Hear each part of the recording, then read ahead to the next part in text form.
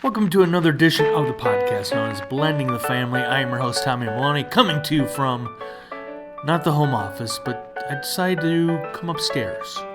The kitchen, living room, dining room area. How's this sound? Still sound okay? I just wanted to hang out with Otis because he's been home alone for the past few hours, so I didn't want to go downstairs in my office because we have bonus daughter Becca and her boyfriend are living here temporarily, and their cat has ringworm, and we don't want to get Otis and Leo the cat together. So therefore, I'm upstairs. On this episode of the podcast, we have OLGA Nadal on this episode.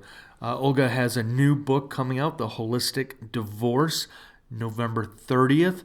Check her website, divorceforlove.com, or her Instagram, which we talk heavily at the beginning of this episode, Divorce for Love. She has great content. I mean, great videos, great information.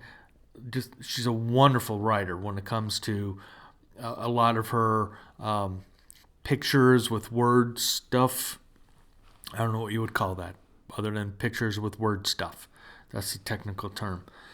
But we talk about her book, the new book, again, The Holistic Divorce, how she helps her clients make sure that they don't have to end up in family court, and just a lot of fun. We just had a lot of fun. So there you go.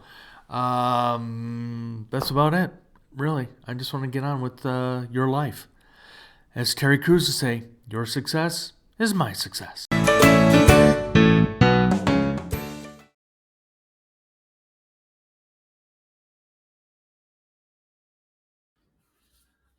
OLGA, thank you so much for coming on the Blending the Family podcast. I am so excited. I'm going to start off with, I love your content on Instagram.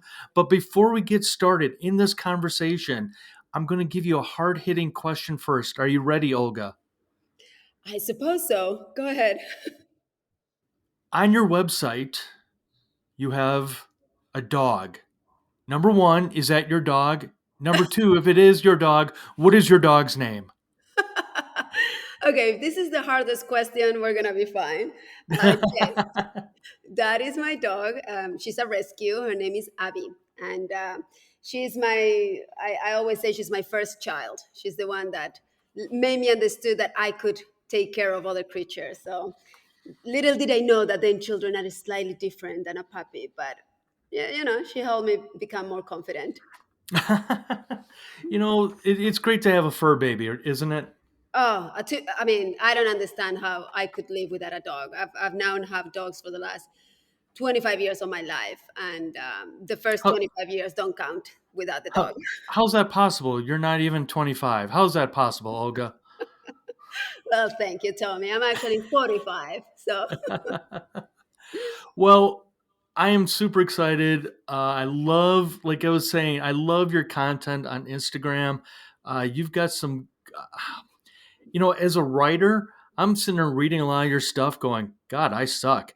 And I mean, uh, whoa, I hit the wrong button. Um, we'll definitely talk about that. But how did you become a holistic coach? Where did your, I guess, moment come into play when you said, I'm going to be a divorce coach? Not only a divorce coach, a holistic divorce coach. great question. Actually, I've been wondering how I gave myself that title, and I do not want to claim that I created the concept of holistic divorce. I'm sure that there are other people working on it, but my book is called The Holistic Divorce, and the practice that I do with my clients revolves around holistic strategies. So for me, holistic, what means is looking at the universal, looking at all the components, looking at the whole.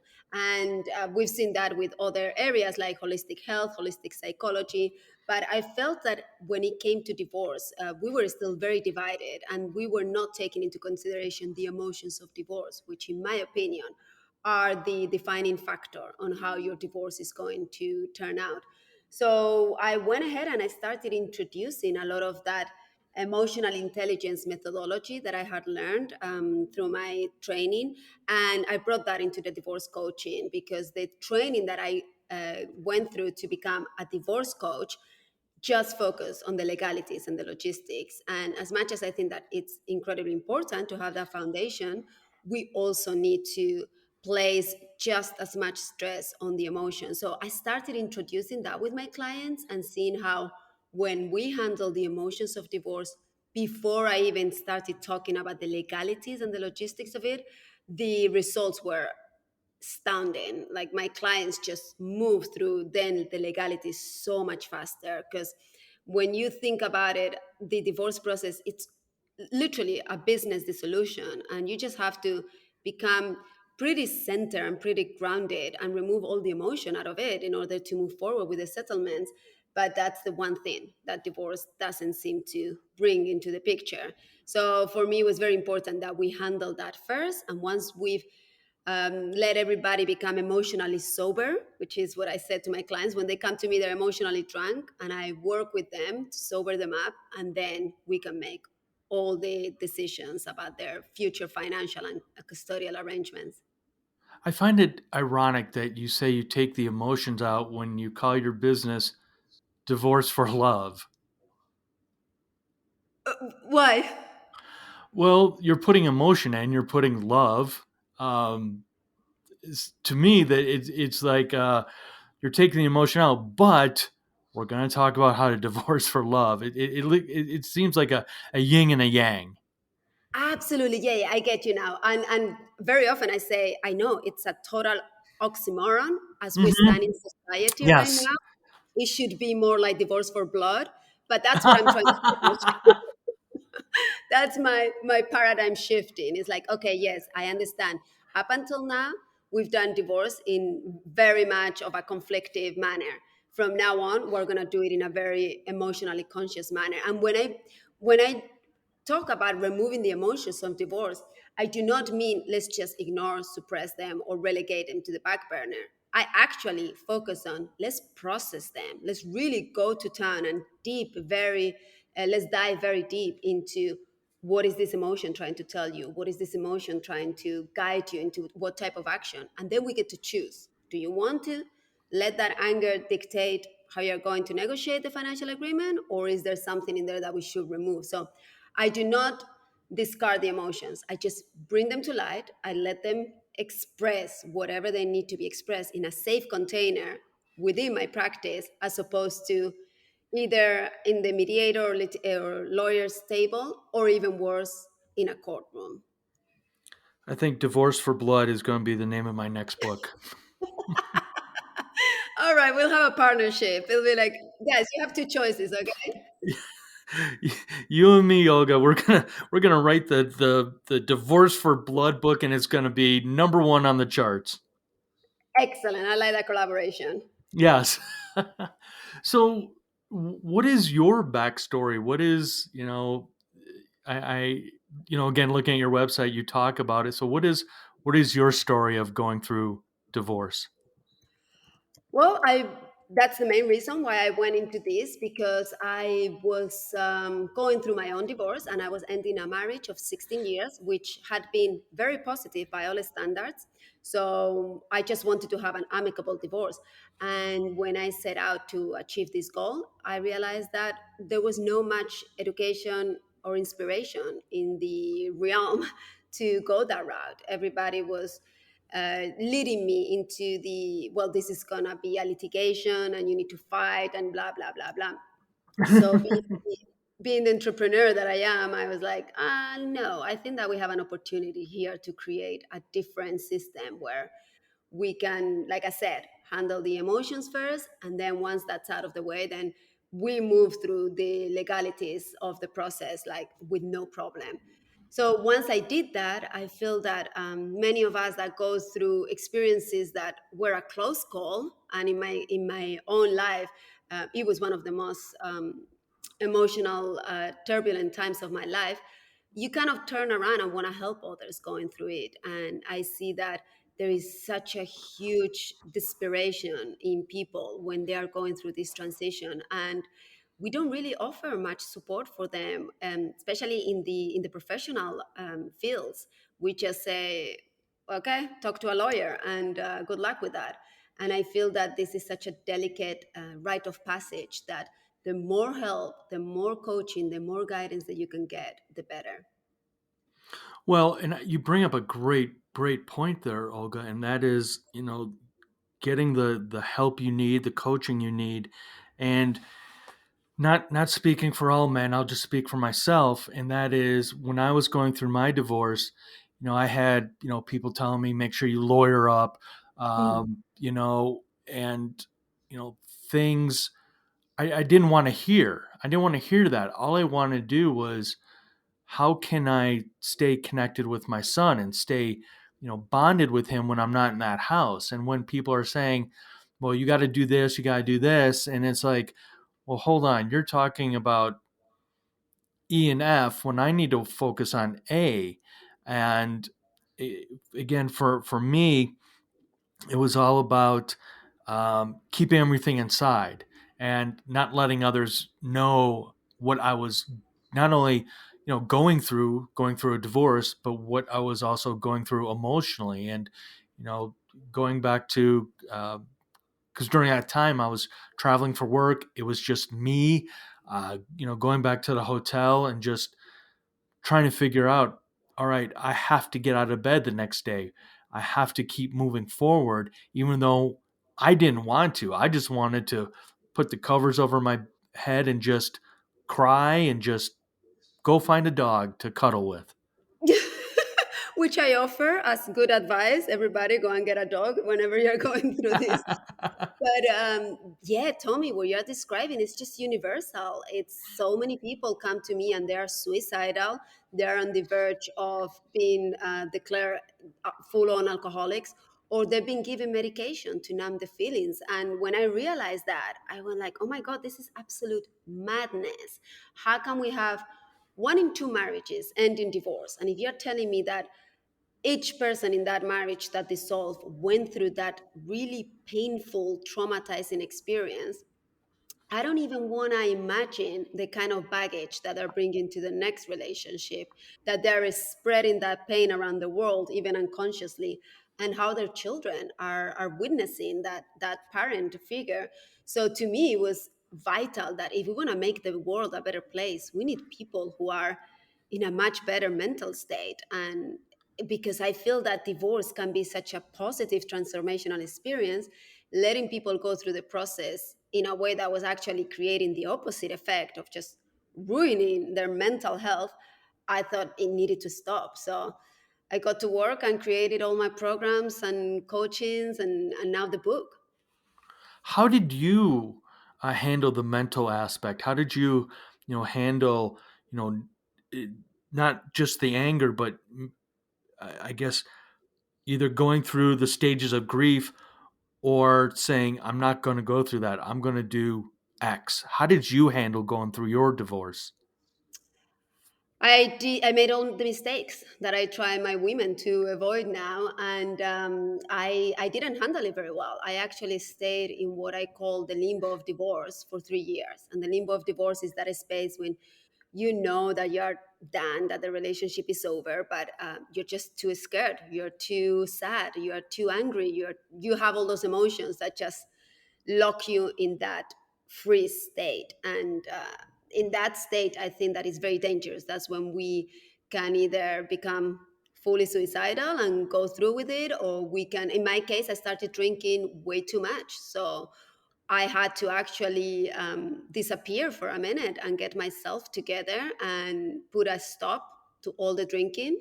I didn't drink for 3 years and just said, okay, I really need to work on my emotions. So then I hire a coach, which at that time he was a life coach. I don't even know. I mean, this was 6 years ago. I don't know if divorce coaches already existed, but certainly I wasn't into social media or anything. So I just hired a life coach. And that's when I started processing the emotions. And that's when I started getting that clarity that we so desperately need to know, okay, what is the next step? What is the next action? So I often say it's incredibly hard to do it on your own. I do not recommend that anyone does it on their own. And if you do feel like, well, for whatever reason, I can afford it or I don't feel comfortable using a coach, please go to town on doing your own learning and teaching yourself how to handle the emotions, because otherwise you're walking into quicksands. And like I said, I don't want anyone falling through the cracks, and before we know it, we have a full on opiate addiction, which, as we know, there is a real epidemic in our modern society. So please, if I were you and you're in this position where you're thinking about it, or you don't know what next step to take, just ask for help.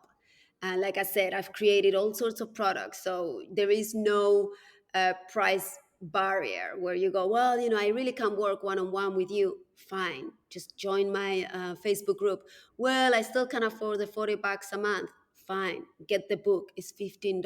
Just get the education. Go to my Instagram. I love it when people say, Olga, you put so much good, positive information out there, because that's, again, my going back and giving back to people and saying, hey, this is what I went through. These are the lessons that I learned. This can help you. And a lot of people come to me and said, thank you so much. Your words got me out of a really dark night of the soul. And that's a great segue. I want to talk about, there's a few original quotes you created. And this is where, again, as a writer, you are phenomenal with your uh, creating a visual in my mind. Mm, One of them was, no matter how painful divorce is, it always ends. mm, yes.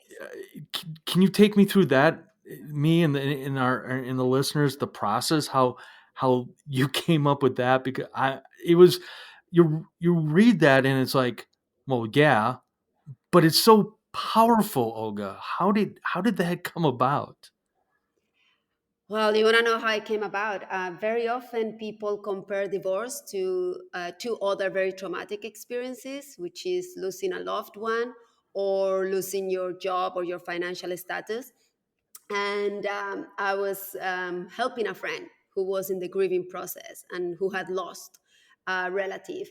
And I just remember thinking, I don't know how to help her, because when I'm working with my clients and they work with grief, which is a really powerful emotion that is so present in the divorce process, you have to understand we're giving up, we are grieving all those dreams and ideals that we had about our future, and nobody's there with casserole to help us deal with that. Like with the other examples, when someone dies, you get the entire support of the community. In the case of divorce, we mostly get criticism and judgment, so you feel really isolated in this grieving process. And I was trying to help my friend, and I just remember going, I don't know if I can help them, because this has ended in the worst possible way. They lost their in this case it was a family member. But with my clients, I can help them because I put that into perspective, and I say, look, you're not going to lose yourself. I'm going to make sure of that you stay in this planet and in this process, and you are not even going to lose your children like a lot of people think. If we're working together, it's like we're gonna work on that scenario never happening. But this is going to end. This pain, one day you look back and you'll be, oh, it was just a transition. It wasn't anything permanent. It wasn't like, okay, that's it. This person has disappeared and I'm never going to talk to them. If you do the divorce process properly, you're very likely to end up having a relationship with your ex for the rest of your life. The same with your children. If you do it properly, your relationship can even improve exponentially. So I just remember feeling that helplessness towards the grieving process for all these other examples, but feeling that when it comes to divorce, it's a very powerful tidal wave, but that's it. It will, at one point it will end, and then that's when the magic really unfolds. And that's where I love bringing my clients. I love doing visualizations, of hypnosis, where we look at what amazingly beautiful and bright their future can be. And I often say, I do not give guarantees on how wonderful your future is going to be. That all depends on how much work you want to put into it. But I do think that we already know your reality today. And your reality is you are very unhappy. And this cannot continue in your life. So, starting from that rock bottom kind of scenario, yeah, I think that life is going to get so much better. You just have to go through this painful experience right now. That's beautiful. The next one is most people wanting to divorce are not coming from a place of abuse and violence, but from subtle neglect and underappreciation. I definitely can relate to that. Um, so again, Olga, where did that one come from? I love that you're going back to the creative process because you won't believe how things happen to me. I walk a lot in nature, and that's where I get a lot of my inspiration.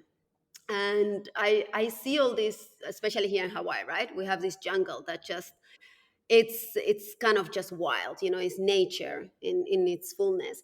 And I remember seeing all these trees that they stand up no matter what, right? There's still, I mean, we have these crazy floods and they stand up. There are just a few that actually get knocked down. The majority of them have developed this, I don't know, resilience or strength where the winds come, the floods come, and they're just still standing. And I remember thinking about this is kind of like relationships.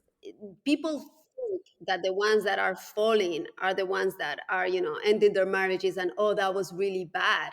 When in reality, to me, the ones that keep on standing, no matter how trashed they're getting by the wind and the elements, which is what I feel happens in many relationships, they are the ones, succeeding. And I think that with marriage, we have this terrible misconception about longevity is the one and only quality that we measure to see if a marriage is successful. So in this example, if a tree is standing up, dude, you made it.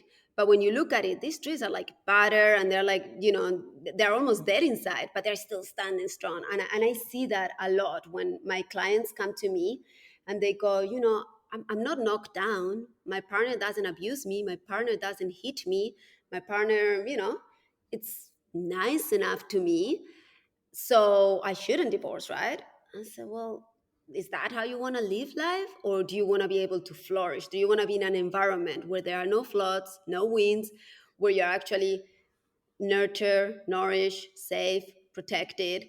So to me, I feel that I understand where we're coming from. And again, that was why I stayed in that marriage for 3 extra years, because it's very scary to go from good to great. But the way that we set up marriage right now, it becomes a very transactional partnership with very little dedication to the individuals that take part of it. And when that happens, there is so much taken for granted, and there is so much miscommunication or full on lack of communication. There is even disrespect, but it's kind of subtle, it's kind of passive. So people accept it, and that becomes a reality. And nowadays, we live way longer than previous generations. So when people come to me and they're in their 30s or 40s, and I say, do you want to be in that for another 30 or 40 years? Their heart sinks, and my heart sinks with theirs. And I feel like, well, what do you need? What do you want? It's certainly not this just very gradual and almost killing them softly type of relationship. Just be brave. And if this doesn't work and you've done what you could to make it work and it just doesn't, then let's do the brave thing, which is let's remove you from that environment into one where you're going to be able to flourish and stand really strong and not have to take more subtle gaslighting and stonewalling. And I mean, there is just a lot of abuse that happens in marriages that we've normalized. And I'm a proponent that if that's not okay for you, then don't stay in that. Wow, that's awesome. And again, to the listeners, please go to Olga's uh, Instagram, Divorce for Love. I mean, there's so many great things that you've posted. And the last one is, and this one really stood out to me because this is one of those things that everybody thinks it's the right thing to do. But after reading your post, reading your original message or your original content, I started thinking, going, oh my gosh, it's a different way to look at it, but it's so smart. And this one is, if you're saying I am staying for the kids, I invite you to consider I'm leaving for the kids. Yeah. That one just, I'm going, duh. That is, I was speechless, and I'm still speechless after reading that and seeing it, because you are so right. Why do you want to stay in a crappy marriage where the kids are witnessing a crappy marriage, Mm. when the best thing to do is get out of it, take the kids to a safe place? Exactly. And I am baffled. And I ask in every podcast that I go to, I say, please, whoever has the research, I want scientific data that proves all these mistaken beliefs about divorce to be true. I really want someone to say, yes, we ran exercises and we did experiments where we've come up with very hard data where, yes, you need to stay in your marriage because your children are going to be completely devastated and traumatized no matter what. The word divorce instantly will destroy their lives.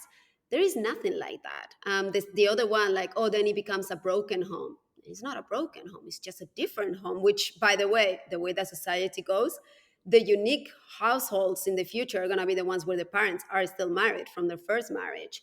There is another one, which is we need to find the victim and the perpetrator, and then we need to support one and then sort of exile the other. That's another huge mistaken belief. And I go through all of them in the book because I think that it's very important that we create what I call the winning mindset.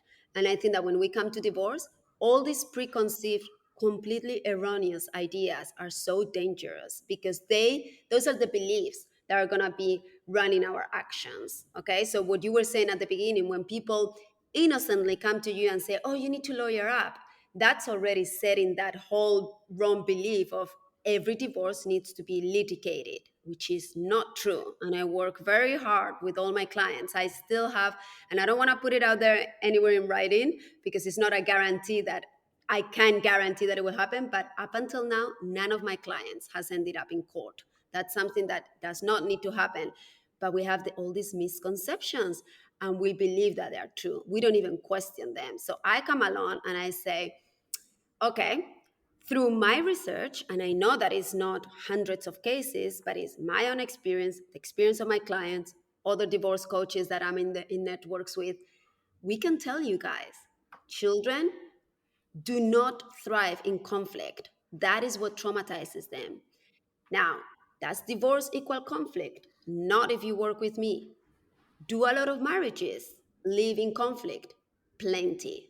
And those children, what I call the children of no divorce, because people love to call us the children of divorce. I say, well, those are the children of no divorce, but there should be a divorce. Those are the ones that are completely, I don't want to say messed up, but they're really confused when it comes to their adult relationships as to, oh, yeah, I understand love. Love is you don't talk to your partner or you yell at them or you are very derogatory or whatever happened in that household that you said, well, I'm staying for them. Your kids are taking that as their model and then they're going to become adults and they're going to replicate that. So if you don't want that for your children, I certainly didn't want that for my children, even though we had a very civilized relationship and we truly were, I say, we were just roommates, really good roommates, but the connection, the passion, the love, that was gone. And I didn't want my children to think that that was love. And now they see me with my current husband and they understand, okay, this is what two people in love, in partnership, actually act like. That to me is a huge gift that I want everybody to give to their children. If you cannot do that in your current marriage, then it's time to ask the hard questions and know the legacy that you're leaving behind. Can you go? You're talking about how several of your coaching clients have not had to lawyer up. What makes your process successful that way, because I agree with you. I don't think that every situation deserves to go sit there and pay X amount of money for something that you really don't need, other than two people just, even though they can't communicate, you can bring mediation in and figure out that way. So what is your process to make sure that your coaching clients don't have to uh, get a lawyer? So it's very important that we make a distinction, especially for those who are not aware of the divorce process. I think that once we've gone through the divorce process, we understand it better. But when you're thinking about it, it's we need to be very conscious of how we communicate. So my distinction is between lawyering up, litigation. So I ask all my clients to get the advice from a lawyer. And depending on what kind of situation we have, especially regarding the other partner. So if we think like, well, there is going to be conflict and he or she have already set up pretty strong non-negotiables, then I will always say consult with a lawyer. And then if it's this kind of more conflictive partner, then you may have to retain them. So you may have to use a lawyer for the whole process. But that's very different to litigating. And litigating is when you end up not just dealing with lawyers, and the lawyers can figure out the settlements. The lawyers is almost like you're a spokesperson. So if they are especially into collaborative lawyers, you sign an agreement that you will not end up in court.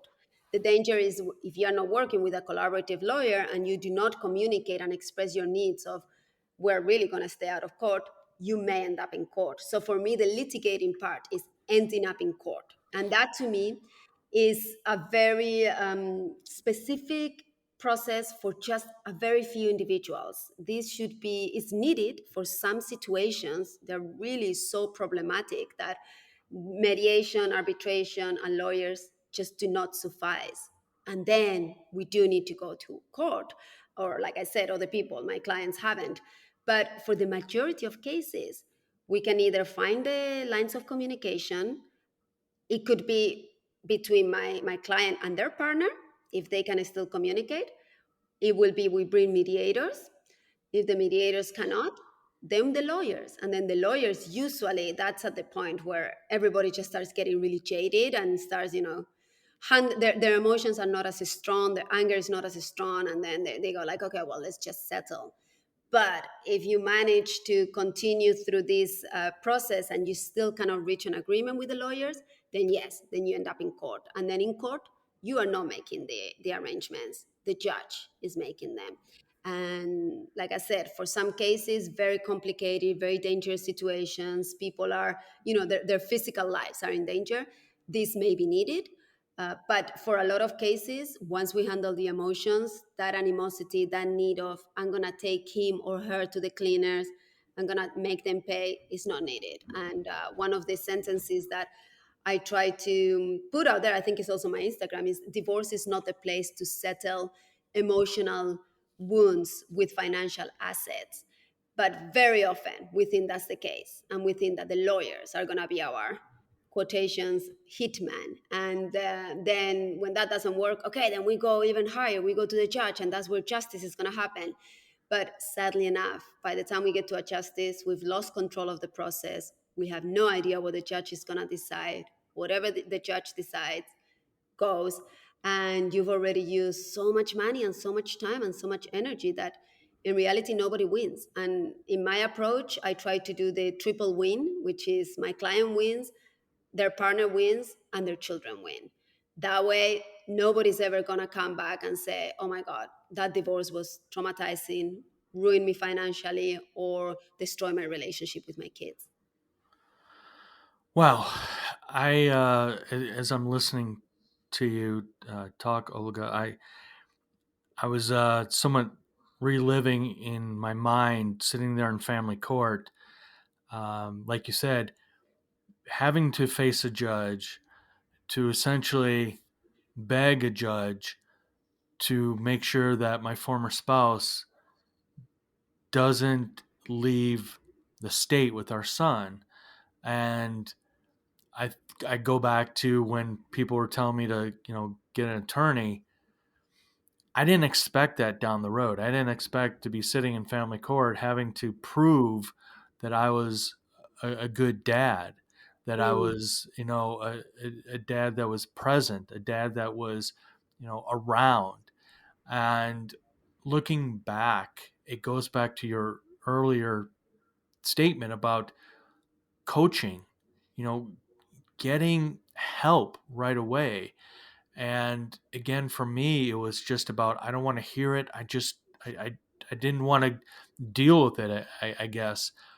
And it cost me, not just the emotional, because there was no win in that situation. mm, Um, I look back that, yes, the judge did favor, saying no, that my son is not leaving the state. But there was no win there because there a lot of the emotion was invested, a lot of money mm, gone mm, that could have been used for my son. And so I go back to, again, what you said: get help. You know, talk to a coach such as Olga in this situation, because what you don't know is going to end up in the long run hurting you, mm, because you're in that emotional state. You're in, you know, in my world, fog. You're in depression. You could be suicidal. mm. And that's why it's so important to get help, because you don't want to end up in family court. You don't want to end up in front of a judge. And I firmly believe, even as I feel that we men are changing our own story of going out and actually asking for help versus keeping it all inside. And so um,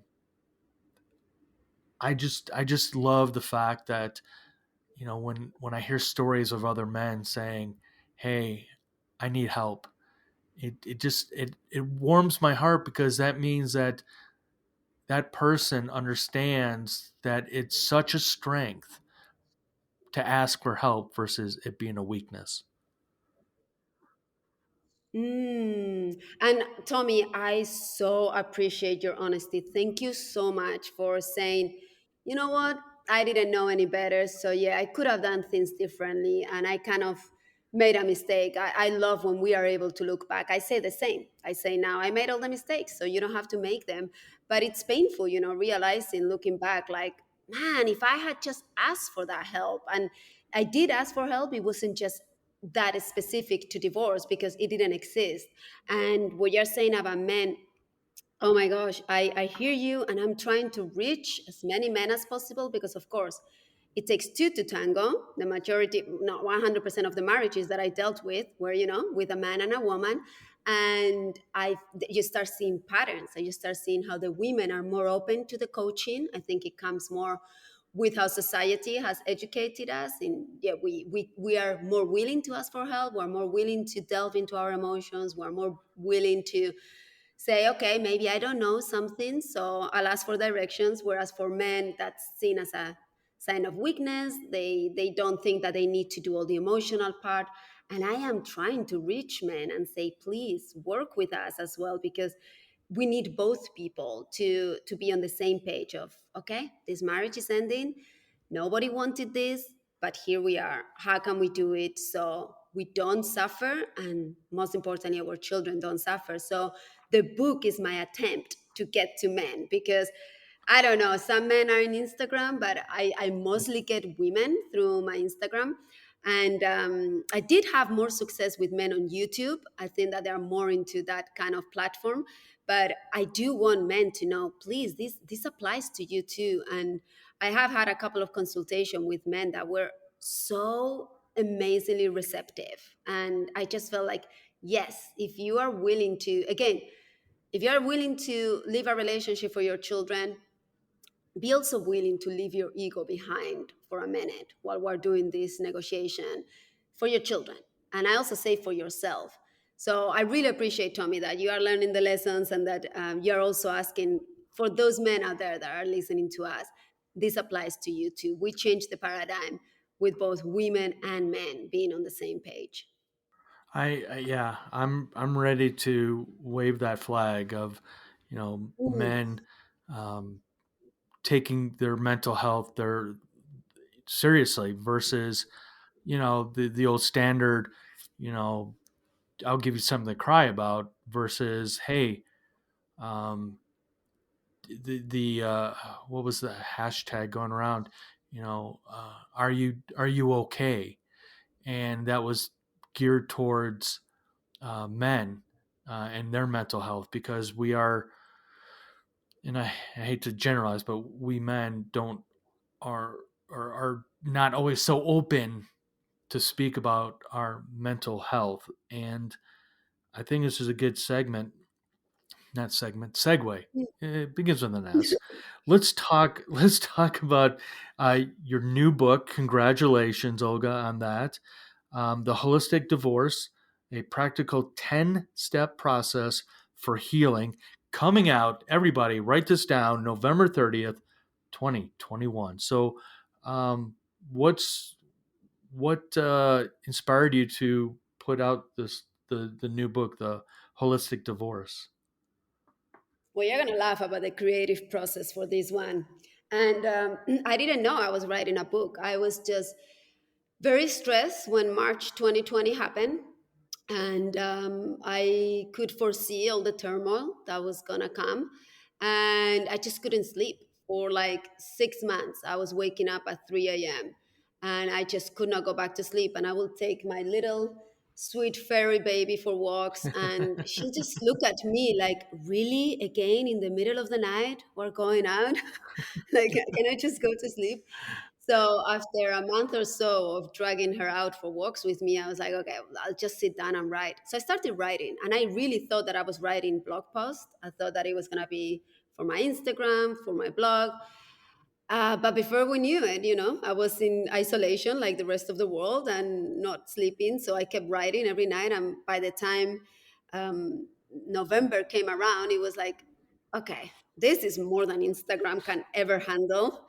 And I think that I have a book. So I shared it with my husband, and he was like, okay, this needs to go out in a book format. So he fully supported me. He found me the people that helped me edit it and publish it. And yeah, before we knew it, we had a book. And now I'm so happy because I really think that this vehicle can be the catalyst to really cement this new concept of divorce for love, not for blood. Okay, like we can do this. And I think that it's good to get people the introduction. Like for me, Instagram and these podcast interviews are sort of the appetizer. They get a little taste and they go, huh, wait a minute, can we really live for the kids? Tell me more. And then when they read the book, they'll see all my philosophy behind, and they'll see how, yes, we're in a very different time, okay? And the way that previous generations have done marriage is not the way that we do marriage. I even give people reasons why they more than have permission to leave their marriage, and I've come up with terms that say, yeah, your marriage has been fulfilled. Or my hypothesis is that first marriages are not meant to last. They're the ones that are supposed to teach us about ourselves and how to be in relationship. And it's our second and third marriages, if you choose to remarry, or your consequent relationships, that where you really have the chance to experience that Hollywood love that we've always thought we were buying into when we were getting married. So I think that the whole book is just a compilation of everything. It's not a, hey, there is another way to divorce. This is like, okay, let me spend. And I mean, it's short. I'm sure that people can read it in. My husband read it in a weekend. But it's once you go back and I put all the steps, the practical steps, this is what you need to do. I tell them the divorce journey. These are the stages that you're gonna go through. So it's totally normal, because I know that that's another feeling of isolation, thinking that you're just going crazy and that what was going on is just unique to you, but it's actually universal. We just don't talk about it. And I also give people strategies and how to talk to their partners, how to talk to their children. I have a step by step ways of doing it. So it's very practical, and at the same time, it's very inspirational. And I say, if this opens up your mind to the possibility of, okay, I don't have to stay in this marriage that is actually debilitating me and it's having a bad influence on my children, and there is a way that I can do this without the animosity, then Okay, let's see, let's talk. And that's when I think that people can find their way into a low conflict and drama free divorce.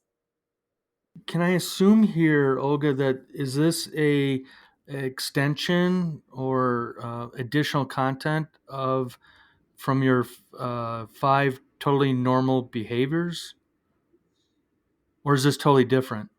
Yeah, this is the book is an explanation of everything that you're going through. So there is a chapter in the book where I'm talking about the stages of divorce, and I describe to people how they're going to get into the emotional roller coaster of divorce.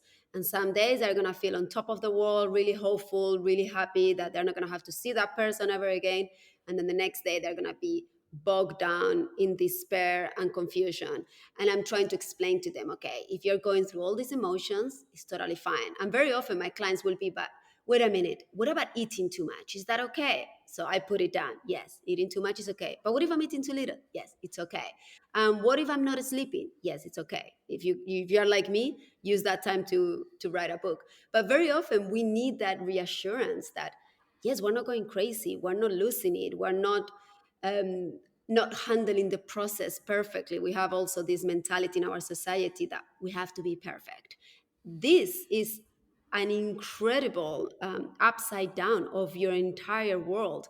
So trying to be pretty while going through that, I don't know. I don't know who's achieved that. I'm just trying to let people say, be compassionate with yourself, be kind, be gentle.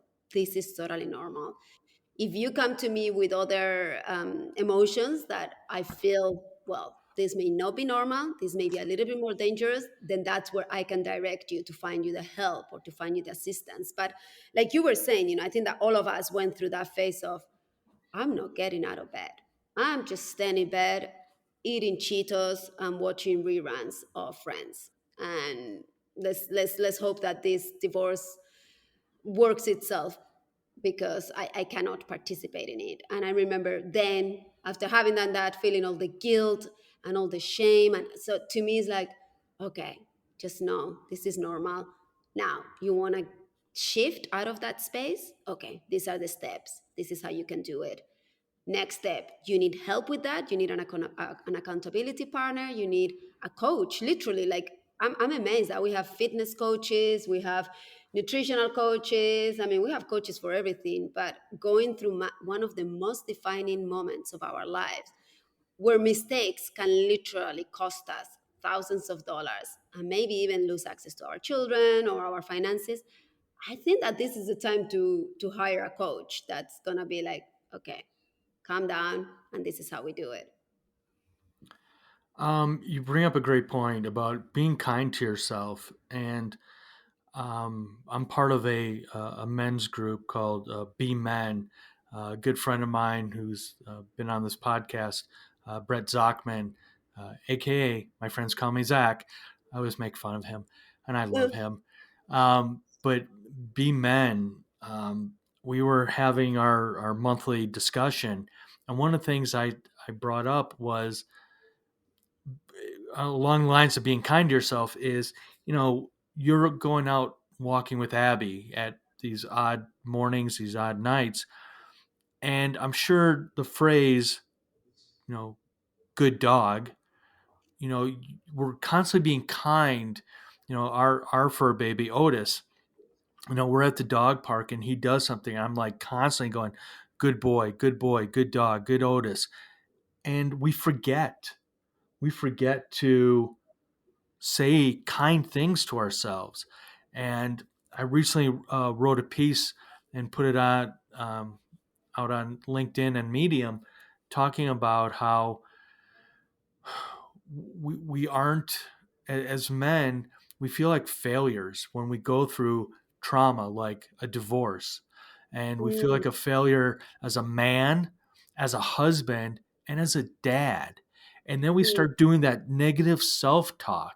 Oh, I'm no good. Nobody wants to be with me. My kids mm, hate me, and all that.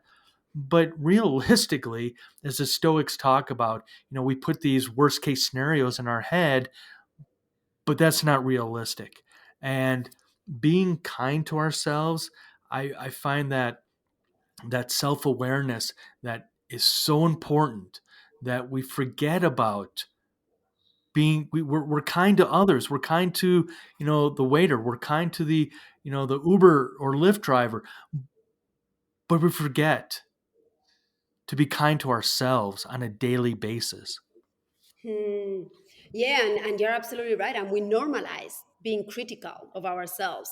We've associated criticizing ourselves with, again, this aspiration for perfection.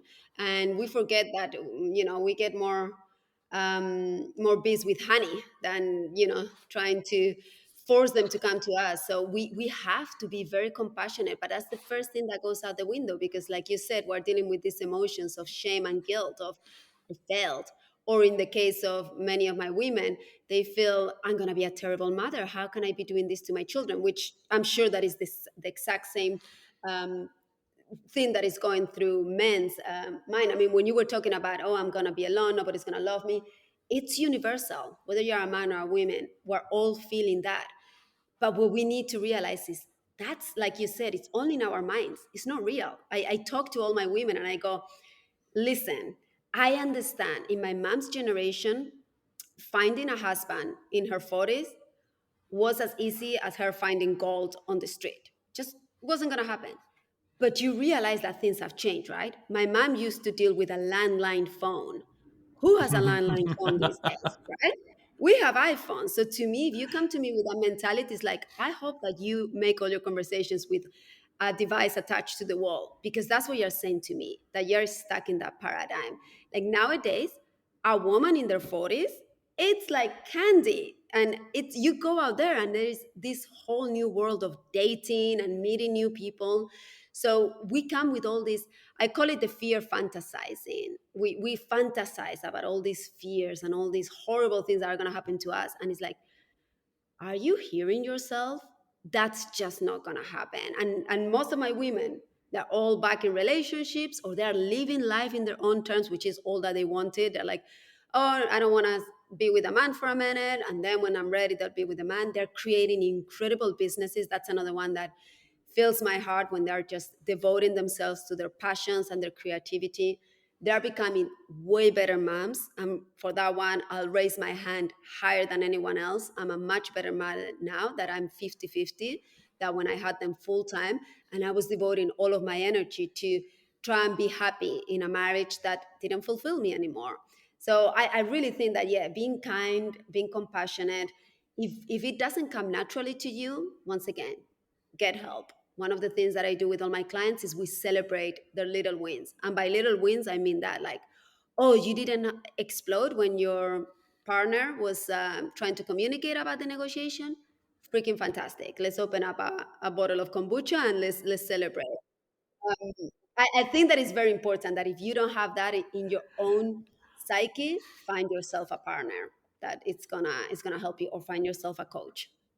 Small daily wins. You are so right. Mm. We forget about those. We forget about, oh my gosh, I got out of bed today. Great, great. We do. We forget about those daily wins. It's like your resume. We forget about, things that, oh my gosh, I did that. That's a transferable skill. That's a win right there. And you're right, Olga. We forget about daily wins. Yeah. We give them out to our children and our animals. Like you said, good doggy. Oh, good kid. Oh my gosh, you drew a circle. That's amazing. Well, let's go back to basics and do the same with ourselves. Oh my God, I brushed my hair today. Woohoo! I just picture my wife saying that to me. Oh, good job, Tommy. You drew a circle. Thanks. I did it by myself. Little wins. That's what we're talking about. Exactly. Exactly. Um, what is what is one important um, practical step from your book that you can leave the listeners with? I will leave you with the first step of the 10th step, and that's called acceptance. Because, my gosh, what I did through the whole process was resisting it. And even though I wanted the divorce, and even though I was putting all the work to be excited about what was coming after. I was just resisting the actual reality of it, of, okay, the marriage has ended. Now we're going through this process. Let's do it. And I'll do the shuffle of divorce, one step forward, three steps backward. And then one step, and the only reason why I was going backwards is because I didn't want to accept it. In a subconscious level, there was something that was like, what if I just stay in this? Why, stir the pot? And I just want to say, if your soul has already communicated to you it's time to move on, then just listen the first time and said, okay, now the question is not, but why me? Or no, I don't want to do this, or how is this going to happen? The question is, okay, now what? What's next? How do I move forward with this? So acceptance, it's going to be with you throughout the whole process. And now it's a tool that I use for everything. When, like I said, when the whole I couldn't sleep for 7 months, I just accepted it. I didn't toss and turn in bed. I knew I'm awake, thoughts are coming. Can I do something productive with it? Okay, I'm gonna write down, which is what I love to do. So I created something out of that desperation, but because I didn't resist it, I just accepted this is what's gonna happen for the next few months. And I do want to say you really are a great writer. I mean, again, going back to your divorce for love content on Instagram, I mean, your original writings are just so brilliant. And um, again, it's those small wins. I could see, a lot of that content, and you can repurpose that as, and it might sound silly to some people, but merchandise, t-shirts and all that stuff. Oh, I Um, like that. I do. I really, I loved it. And you, Olga, you've really inspired me to step my game up. I was telling somebody today, I was in the process of shutting down my Facebook and my Instagram, just for personal reasons. And then I got an email from Facebook saying, "Hey, we now can have your podcast up on Facebook." And I'm like, "Oh, it's another way I can get people to spotlight people like Olga." All right, I'll keep it. So I am going to start upping my Instagram game. Uh, Not as a competition, but because you've inspired me today, Olga, on getting my writing on track. So thank you. Oh, I love that, Tommy. Please, I'm so honored. And honestly, that's all I'm trying to do. I say I'm here to inspire and educate, and not educate from I'm a teacher and I know everything. I'm just walking, making the mistakes, and then I'm turning around and say, "Don't step there. You'll fall." That's all I'm doing. But I'm so happy to hear, and please do keep spreading the word and the conversations. I love when you were saying about you're in a man's circle. I think that men are beginning to look up for help, and I think that until they feel safe with us women, and there is a lot of work that we need to do there in terms of hearing a woman and knowing I'm not the enemy. I've worked with people in podcasts where I told them, I was like, I want to work with men. I don't know if they are willing and capable. And I think, especially when it comes to divorce, there is also this misconception that men are gonna be at the wrong end of the stick. And I work with my women to be like, hey, I don't think it's okay to not let the dad see their kids. I always try and see how it's possible for them, for the father to be just as involved. And I want them to know we are working here together. This is not a he versus she. This is a let's just do this as a team. So please keep on talking to other men. I think that they listen to you. So we're gonna make this a better world all together. So I'm so happy that you're gonna broadcast your podcast through Facebook. I didn't know about that, so I gotta look into that too. Yeah. By the way, nobody listens to me, Olga. Kids don't. The dog doesn't. So I don't know. I'll keep shouting to the heavens, and the heavens are probably ignoring me as well. So but it's all good. It's all good. Um. So the holistic divorce, your book. Uh, Are those your kids on the cover? That's my daughter. Yeah, yeah, she's there. Yeah. Was that a stunt boy? Was that a what? Is it because there's two kids on the front? No, that's me. My daughter is in my back. Okay. Well, I have it's the picture off Instagram, and I'm really blind, so okay, it makes sense now. Yeah, It looks like two kids. because she's on my back, so it's a piggyback, and then we have our arms stretched, so we're playing like we're doing like airplane. So Okay, it is really playful, but yeah, that's me. I'm a kid, you you were a know. kid. Yeah, I mean, you, it's great to be a kid. It really Yeah. is. All right, Olga. Before I give you the last question, please not only let the listeners know how they can get a hold of you, but mention your little contest or your little for your book. Yeah, yeah, the party. We're throwing a 1 month long party for the launch of my book. So you can find me at olganadal.com. That's where I have all the little things that I do. They're all connected there. If you want to see my day-to-day life, and I do a lot of coaching and the quotes that Tommy was talking about, that's on Instagram at Divorce for Love. Remember, not Divorce for Blood. And then the party for the launch is gonna happen all on my Facebook group. I literally just created a Facebook group, so I'm gonna be showing up there. I'm gonna be giving away a ton of copies of the book. I want this book to be in everybody's hands, like even those that are not even thinking about divorce. If one night they're awake and they want to look at what's out there, I want them to have it in their hands. So anybody that's interested for that, go to my website, olganadal.com. There is a place there where you can get into the wait list, or at Divorce for Love on Instagram. Just send me a DM saying book, and I'll get you the invite to get into the Facebook group. I also want to mention something I really loved about your Instagram, uh, the little blooper reel you had, and I'm just in there cracking up, going, I love the fact that even though you've got a gajillion followers, you are playful, you are a kid, and watching those bloopers were just cracking me up. So thank you for doing that as well. Well, I have to be honest, Tommy. I'm glad to hear this, but I get very concerned about how serious I have to be.